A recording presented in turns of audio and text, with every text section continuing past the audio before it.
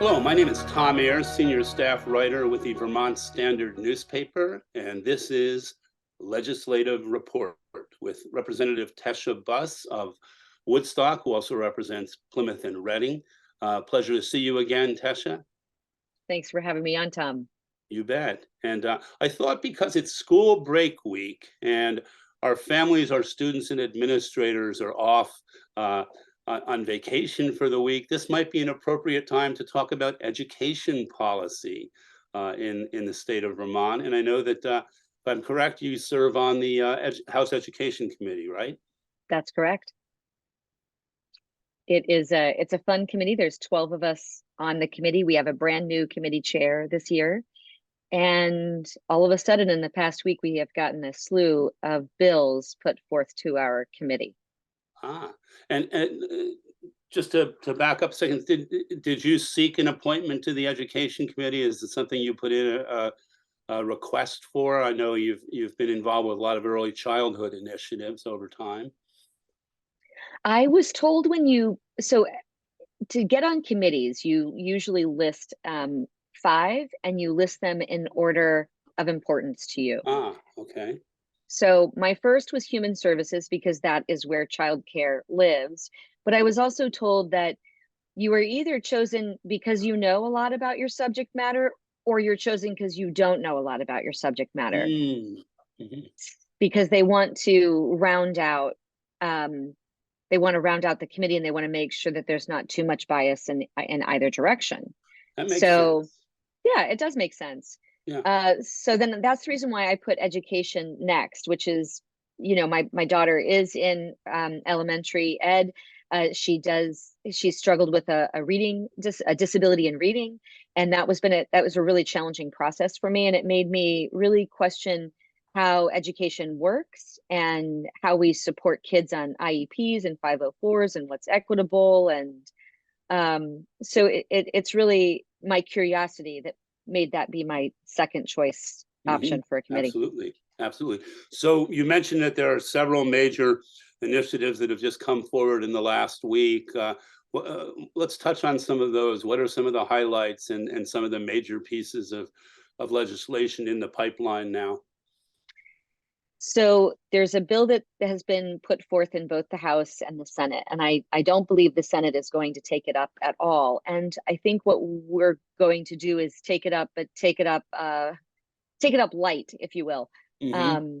And it is to discuss funding for independent schools. We have 4 major academies here in Vermont, and they would be exempt because they are the only educational option for those communities. So instead of creating a union high school like we did in here in Woodstock, those academies, most of them were created in the 1800s, and they are the high school of that area, but they still don't have all of the regulations that public school have. For instance, that is the public school option, but their private designation, well, actually they're not designated. Their ability to stay private allows them to have teachers that aren't certified teachers. So they can hire someone who has done high-level mathematics in their work environment, and then they can teach math at their high school, where we would have to have that person at Woodstock as a public school be teacher certified. Right. Yeah. An example in our area would be Sharon Academy, correct? Correct. Yeah. And then St. Johnsbury, I believe, and Bellows. I'm trying to remember what the other 2 are, but I think St. J is also in that. Yes, the 4 major academies are Burnburt, St. Johnsbury, Linden. Is it Linden or Lindenville? I should know. Yeah, I think it's Linden. But yeah. Linden. And why did it just go out of my head? Sharon's not one of them? No. Sharon is not one of them because there's a high school in White River that actually services the area. So that's the main designation point. So there are a lot of independent schools in Vermont, and public dollars can go to those independent schools, even though those kids have a public school option. I see. Okay. So You mentioned that this particular legislation, you're kind of taking I think you used the word lighter look at. What does that mean? Is it primarily going to be driven by the Senate or That's a great question. Thank you for asking it.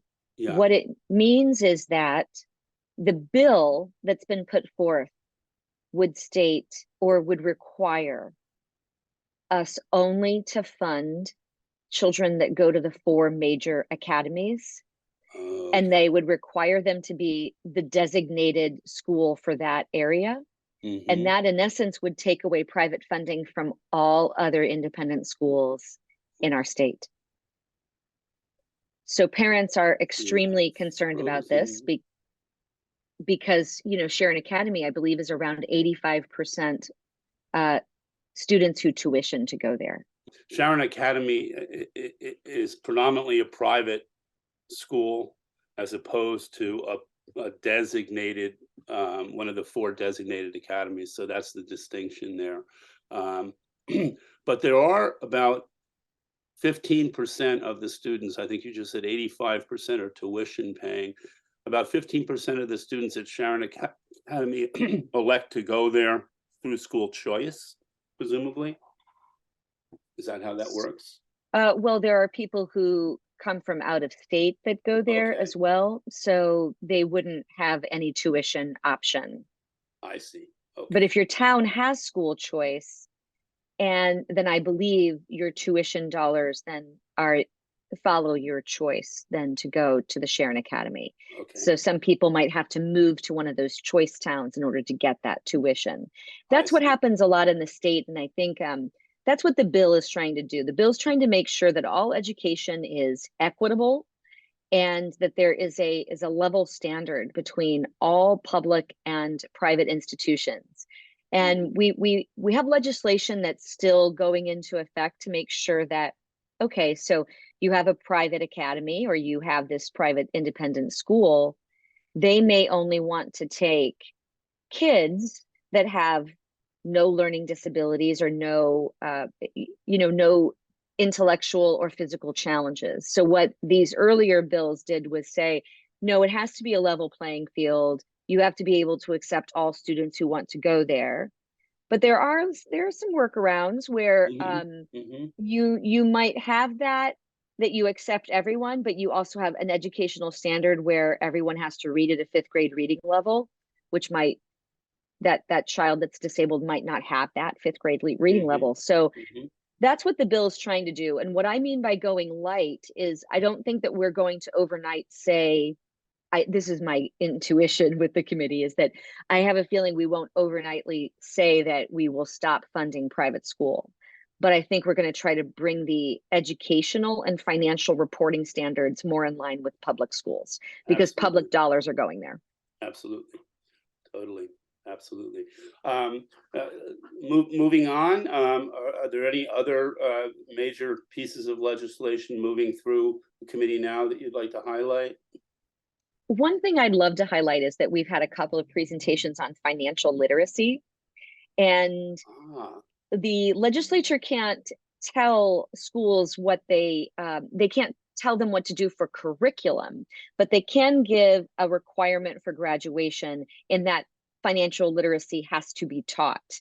And then they'll give a description, and there will be some examples of what that is. And honestly, I'm so new that I haven't seen a bill like this before. So mhm, mhm, I'm really interested in digging into this because, uh, first of all, more kids go to college if they fill out their forms explaining their income and and what they can afford and what grants or college loans that are very low mhm. interest might be able to be available to them. And that's the first part of it. But second of all, I think we teach a lot of high level math that isn't really accessible on a daily basis to Vermonters. And so financial literacy to me is a really exciting piece, and it truly is a way to prepare us for life. Like, what is it supposed to do? And Thomas Jefferson, I guess, I heard recently a friend of mine say this in the legislature. Thomas Jefferson said, education should prepare our children to be good citizens. Absolutely, absolutely. And you look at the level of of indebtedness in this country. It's just endemic, and a lot of that is rooted in this sort of mentality of, oh, my debit card, my credit card, it's just a piece of plastic. It's not really money. I mean, this is the kind of psychology of it, and just teaching the rudiments of financial planning and successful budgeting and so on seems like a very elemental thing. So it's good to hear that that may be on the legislature's table this session. I think you might have spoken with Patrick a little bit last week about and you and I have talked privately about this whole issue of school bullying and school violence. And so, is there anything on the legislative plate right now that's addressing those kinds of issues, or is that not really risen to the fore? Yes. Well, mostly we're talking about mental health overall, which actually isn't in the education committee. It is in the human services committee. Right. And the educators came to us and superintendents and principals and said, please, please, please help us. If we create a solution to the problem by hiring more counselors to assist our school, we can't pull down federal dollars because we're not the designated agencies. We're just a school. A mental health professional that comes into the school can pull down those federal dollars, but they also have a network of other mental health professionals that support that mental health professional, so that when he or she may say, hey, I'm going to take this tactic towards this form of bullying, and then it backfires, which of course is going to potentially happen from time to time, that person then has a network to say, okay, that didn't work, please somebody help me. And then new ideas will come. The school's not always equipped to deal with all of those mental health challenges that cause bullying. And so in order for us to truly support our schools, we have to shore up our designated agents, which are the mental health professionals that come into the school. And also they go into the family's home. And frequently that's where the real work needs to be done, is where did this behavior, where did it come from? And it may not be that the family is at fault. It might be that the family just doesn't have the tools that they need to help their kid. Absolutely. Absolutely. Well, Tesha, that about wraps things up for this edition of Legislative Update. Look forward to connecting with you again next week and in the weeks to ensue. And good luck in your continued work with the legislature this session. Thank you so much, Tom. Have a great week.